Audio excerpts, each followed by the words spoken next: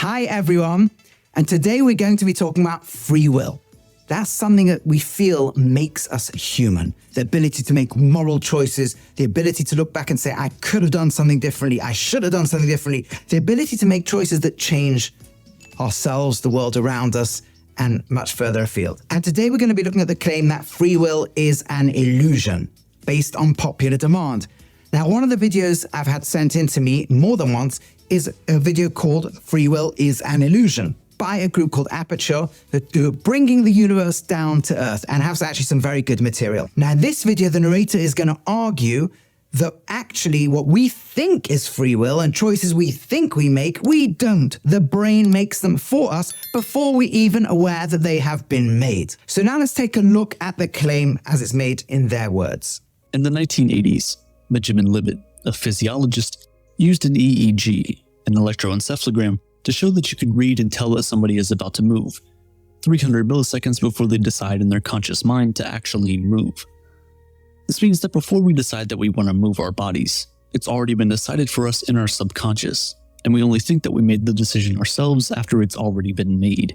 Now, this Benjamin Libet experiment is one we hear again and again. It disproves free will. If I could see the brain's impulses getting all excited a moment before I thought, hey, I made the decision to move my right arm, and actually 300 milliseconds before them, the brain is getting excited, clearly wanting to move the right arm, then I'm suffering under the illusion of believing I made the decision, where in fact my brain made it before my mind, my conscious mind, was aware of it. The problem with this is manifold. First of all, imagine being the subject in that experiment and making that decision, and then trying to report on exactly when you made the decision. You could try this yourself. Take your arm, and at certain points decide to go like this, and try to notice when you exactly make the decision.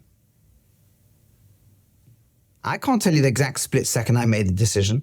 If I was to report on it, it would probably be when I'd already started moving, and not the moment I actually make the decision. What is even called to make the decision? Right? Suppose the brain was actually tracking that process, and right now I'm putting attention onto my right hand, but I haven't yet made the decision to do it. The brain's going to show certain signals relating to the attention to the right hand. Now I'm thinking even more about it. Now I'm getting ready to move. I haven't yet made the decision to do it. The brain is going to show a lot of signals. Now I make the decision and do it. Again, there's no specific, precise moment I make it. It's kind of one of the things that seems to lean up and we do it. The gap between a subject being able to report when they made the decision and the actual decision might already exist. Not only that, but there's a little bit more to it. And it actually comes up ironically in the next experiment that he refers to in this video, to try to demonstrate that we don't have free will. Participants were asked to press one of the two buttons while looking at a clock with a random sequence of letters on a screen. With the use of FMRI, functional magnetic resonance imaging, they discovered that two of the participants' brain regions showed what button they would press 7 to 10 seconds before they consciously made that decision. The results of this research only proves one thing. A few seconds before you pick the banana or the apple, your brain makes that decision for you. It is after this decision has been made deep in your subconscious that your brain becomes aware of it, and we become convinced that we're in the process of making that decision. Now, let's just pause for a moment. This was a quite outrageous claim. You see, it's one thing to say I make a decision 300 milliseconds before I'm aware that I do. I might not notice the difference. This claim was just made that we make a decision 7 to 10 seconds before. Now, we would notice things like that happening all the time. We'd notice our arms starting to make funny movements before, 1 second, oh yeah, let me move my arm. Or doing all sorts of activities all the time before my brain's caught up. 7 to 10 seconds. In fact, I don't know he didn't quote which experiment this is, but there was one quite famous experiment where they noticed, sounding exactly like the one he's talking about, I think it's exactly the same one. Sometimes the subject was making a decision, allegedly, to move their arm. The brain, as the brain was noticing major brain activity relating to that movement before the image they're supposed to relate to has even appeared on the screen. In other words, that seems to show evidence that when this fMRI is looking at the brain, it's not noticing a free will decision. It's noticing our attention going to that area of the body. Let's go back again to our hand squeezing. If someone's scanning my brain, before I make a decision to move my hand, the brain is starting to focus on and think about the hand. So it seems that some of this research has not at all spoken about free will and brain processes, but it's actually just noticed the brain processes getting excited and starting to relate to the hand or the button to be pressed or whatever it is probably or possibly certainly before the decision is actually made. But once the decision's made, then the brain may come a second later. So none of this proves or disproves free will at all. But it happens to be that anyway, these and many other videos about them all over the internet and arguments about free will seem to miss a fundamental point. The Talmud talks about free will and says, Hakol bidei shamayim, which means everything's in the hands of heaven. It's all determined. Chutz mi'yirah shamayim, except for our awareness or fear, relationship with whatever it is, heaven.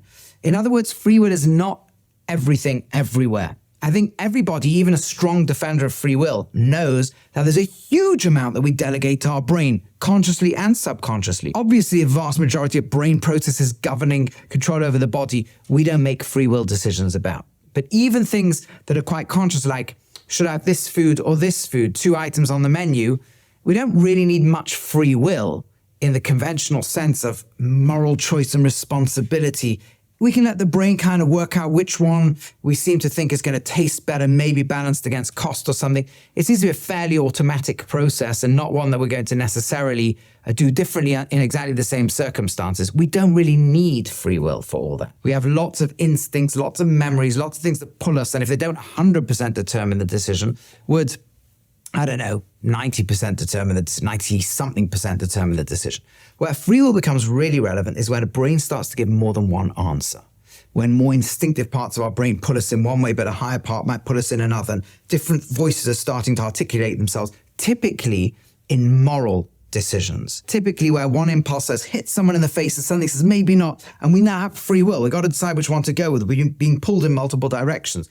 Or should I focus and think about the meaning of life, or should I just can't be bothered? Should I click on a gambling website that might be bad for me, etc.? These are the sorts of things where we're being pulled in lots of directions, where traditionally, where at least according to the Talmud and many other traditional ideas of free will, and I think in personal introspection, we might feel that's where free will starts to play. That's when I look back at the decision and go, I wish I'd have done this, or I'm so happy I chose that. I could have gone differently. I could have done better. I could have done less well.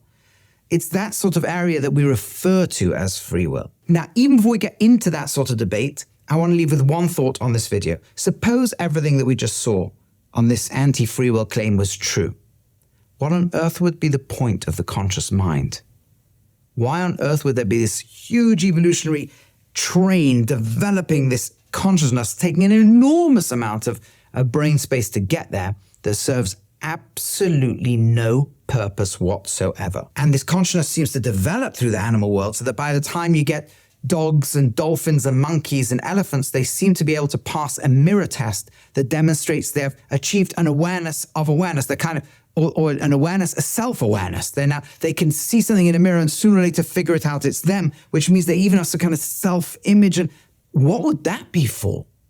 And then you get to humans who have high levels of awareness, and we can project what somebody else's awareness of thinking about us might be like. It. What would it be for if all it is kind of going for a ride, doing absolutely nothing whatsoever, and just take up an enormous amount of brain space and activity as a great illusion? So coming back down to where this video is, this is a thing you see all over the place. Libet, disprove free will. This experiment.